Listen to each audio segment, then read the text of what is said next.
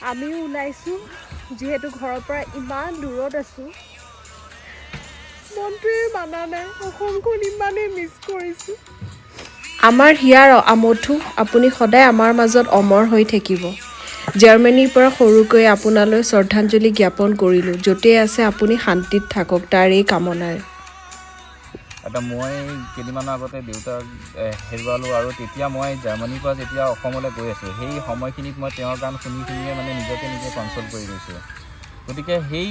এতিয়া যে সেই গান শুনা মানুহজন যে নাই মই তেওঁক ডেইলি কেতিয়াও মানে লগ পোৱা নাই বা কথা পতা নাই কিন্তু সেই আজি সেই এটেচমেণ্টটো সেই তেওঁ গানৰ থ্ৰুদি মই কৰিছোঁ আৰু সেই বস্তুটো প্ৰতিজন অসমবাসীয়ে নিজৰ মাজত পাইছে আৰু সেইকাৰণে আজি গোটেই অসমবাসী ওলাই আহিছে লাখ লাখ মানুহ কোনে চুই যায় মুগ্ধ হিয়াত ৰৈ কোনে চুমি যায় বুকুতে অগনি জ্বলাই তেজ মহৰে মোৰ কথা প্ৰতি মেঘালী নিশা যে তোমাকে মোৰ বেথা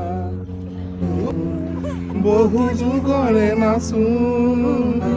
গান মোৰ শেষ